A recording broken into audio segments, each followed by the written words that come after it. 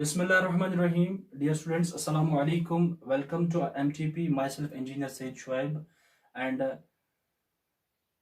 I'll be taking with the topic Introduction to Gravitation for class 11th exclusively. Students, this is more than a theoretical topic of a historical background, rather. So, for today, I'll not be using whiteboard. Unfortunately, many tutors skip this portion, saying that this is of no importance, but my perception is quite different from those. Not only mine, many of the scholars, they are of the opinion that this portion, historical background of this gravitation, it is of very much importance. Because until and unless you don't know historical background of something, you don't know where from something came, it's merely impossible to take a complete glimpse of that topic. Anyway, starting today's lecture, that is of about gravitation. Students, you must have heard about force. It's a phenomena with which we push or pull an object. It's a phenomena with which we push or we pull an object. Okay, and there are two methods by which we apply this force. We apply force on something by two applications. One is simply I'm using my hand and my hand is in contact with this electronic gadget and I'm pushing it or I'm pulling it. See here, my hand is in contact with this object, so I call it contact force. Okay, there is another type of force in which there is no physical contact required. Let's say this is a pen and I'm dropping this pen from a height. Okay, what happened? Something is applying a force on this pen. कोई इस pen को अपनी तरफ खींच रहा है, but there is no physical contact. कोई physical agent हमको दिखाई नहीं दे रहा है. We call this force as field force. So there are two methods of applying force. One is make a contact and push, that is contact force. Another method is field force. Now, why I am telling you all this? For that matter, we need to travel into history. अगर मेरे पास ये एक चीज है और मैं इसको ऐसा फेंकता हूं तो ये स्ट्रेट लाइन में जाना चाहिए, इस तरह से. फिर से, अगर मेरे पास कोई चीज है और मैं इसको फेंकता हूं, ये ऐसे स्ट्रेट लाइन में जाना चाहिए. बट अगर मेरे फेंकने से, if I am throwing this thing, ये ऐसे घूम के वापस आता है. क्या मतलब है? अगर मैं इस चीज को इस तरह से एक छोटी सी रस्सी टाई करूं और इसको ऐसे फेंक दूं तो क्या होगा? ये ऐसे घूम के वापस आएगा. ठीक है, फिर से, अगर मैं इस चीज को ऐसा फ्रीली छोड़ दूं तो क्या होगा? ये एक स्ट्रेट लाइन में ऐसे ट्रेवल करेगा. अगर मैं इस चीज को किसी रस्सी से बांध के ऐसे फेंक दूं तो क्या होगा? ये ऐसे घूम के वापस आएगा. I think it's clear. जब आप सुबह नींद से जागते हो तो आप देखते हो कि sun rise in the east और शाम को it sets into the waste.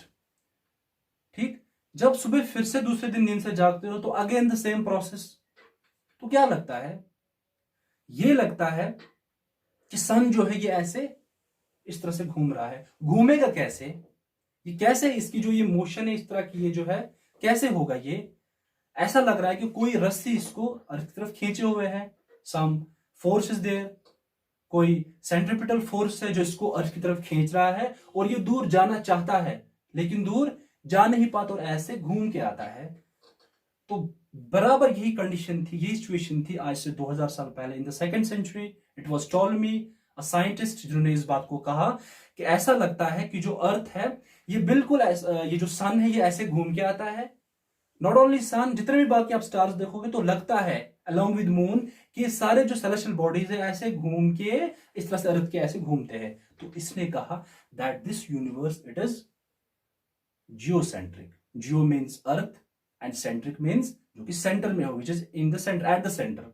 Okay, तो कहा कि इस यूनिवर्स के बिल्कुल सेंटर में अगर कोई चीज है वो है दैट इज अर्थ. और ये पूरा जो यूनिवर्स है ये इस अर्थ के अराउंड में ऐसे रिवॉल्व करता है. ये किसने कहा? This was Ptolemy. ओके, इसके बाद इन 500 एडी एक दूसरे साइंटिस्ट आते हैं in India, his name was Aryabhatta. उसने इस जो ये टॉलमी की थ्योरी थी इसको बिल्कुल रिजेक्ट किया, इसको नलिफाई कर दिया, कहा कि no, it's not like that, जो यूनिवर्स है this is not geocentric, this is heliocentric, it is heliocentric. तो इस आर्यभट्टा ने कहा कि this universe this is heliocentric. Centre में कौन है? सेंटर में बिल्कुल सन है, because helio means sun, centric which is at the centre. कहा कि यूनिवर्स के सेंटर में बिल्कुल सन है। ठीक, उसके बाद इन 1473 इट इज 1473 में एक दूसरे साइंटिस्ट आए, हिज नेम वाज कोपरनिक्स। उन्होंने यही बात कही कि this universe this is heliocentric, sun is at the centre, और जितने भी बाकी यूनिवर्स है ये इस सन के राउंड में ऐसे रिवॉल्व करती है। ओके, तब तक इस बात को उतना सीरियसली नहीं लिया गया, इस बात के ऊपर ज्यादा डिबेट, ज्यादा डिस्कशंस नहीं हुई। किसी ने बात बोल दी तो बोल दी। उनके बाद आए scientist, a very young genius scientist, his name was Galileo. इनके बारे में आपने सुना होगा, बहुत ही मशहूर साइंटिस्ट थे। ये साइंटिस्ट कम एक प्रोफेसर थे, and he was having authority.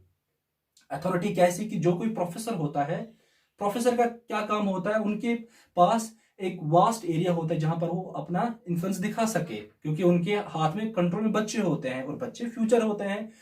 तो इन्होंने एक बात की, यही बात इन्होंने कही, प्रूफ करके बताई that this universe this is heliocentric. तब तक जो चर्च था, चर्च का फेथ ये बन चुका था that this universe this is it is what we call geocentric. जब गैलीलियो ने ये बात कही that this earth is this universe is heliocentric, but church का फरमान ये था यूनिवर्स इज जियोसेंट्रिक, तो ये तो कंट्राडिक्ट हो गया। और चर्च ने इनसे कहा कि आप अपने जो वर्ड थे वापस ले लें। बट जो कि एक इंसान जो अपने who is very much dedicated towards his job, वो कभी इस तरह के बातों पे विश्वास नहीं करेगा, वो कभी इस तरह के जो चीजें हैं इनके ऊपर वो ज्यादा रिले नहीं करता है।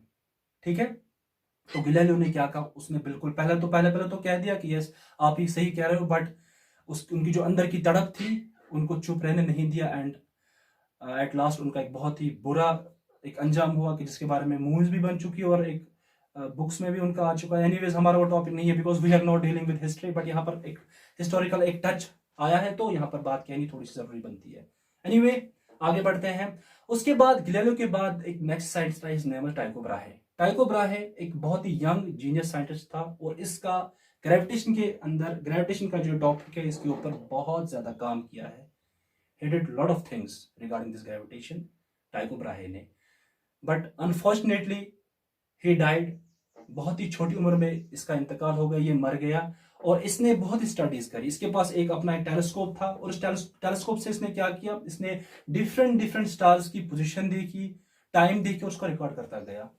और ऐसा कहा जाता है कि एक पूरा एक हाउस, पूरा एक मकान भर गया, इसके जितने भी स्टडीज थे उनसे एक पूरा मकान भर गया। बट उनको अब ये दूसरों तक पहुंचा पाता, उनसे कुछ ये फॉर्मूलाज बना पाता, उससे पहले इसका इंतकाल हो गया, इसकी डेथ हो गई। और वो जो इसकी स्टडीज थी वो किसके काम आई? वो काम आई जोहान्स केपलर, जिसने कि बहुत इसका रेवोल्यूशन जिसने लाया इस दुनिया में ग्रेविटेशन की, he was Johannes Kepler. But Kepler जो था उसका अपना काम उतना नहीं था, उसका जितना भी काम था वो उसने टाइको ब्राहे की जितनी भी स्टडीज थी उनको पढ़ के रिजल्ट सामने बताए, और उनके लॉज है, वो लॉज इंशाल्लाह हम इन आने वाले लेक्चर्स में पढ़ेंगे। उसके बाद फाइनल टच इसको देता है, that is yes none other than sir Isaac Newton, ये बालों वाला भाई साहब। तो बच्चों ये आपको मैंने एक हिस्टोरिकल इसका बैकग्राउंड बता दिया कि कहां से स्टोरी स्टार्ट हुई, फ्रॉम टॉलमी टू न्यूटन। अब अगर आपको कोई स्टोरी बताए कि once upon a time a man जिसका नाम न्यूटन था, वो एक पेड़ के नीचे बैठा हुआ था, ही वाज स्लीपिंग और समथिंग लाइक दैट, वो बैठा हुआ था, and all of a sudden an apple fell down, ये गिरा, तो उसने उठा के इसको कहा कि यार ये कैसे गिरा, ऐसे नीचे क्यों आया, ऊपर क्यों नहीं गया। दिस आर जस्ट स्टोरीज, इनका कोई हिस्टोरिकल, इनकी कोई उतनी ऑथेंटिसिटी नहीं है। इसके लिए जो भी कोई चीज़ हमारे सामने आती है तो इसके ऊपर बहुत ज़्यादा कुर्बानी लगती है, टाइम लगता है। This was all about today's lecture. I hope you must have enjoyed it. इंशाल्लाह हम और लेक्चर्स लेके आएंगे। आई thank you all on behalf of MTP। Stay tuned. अस्सलाम वालेकुम व रहमतुल्लाह।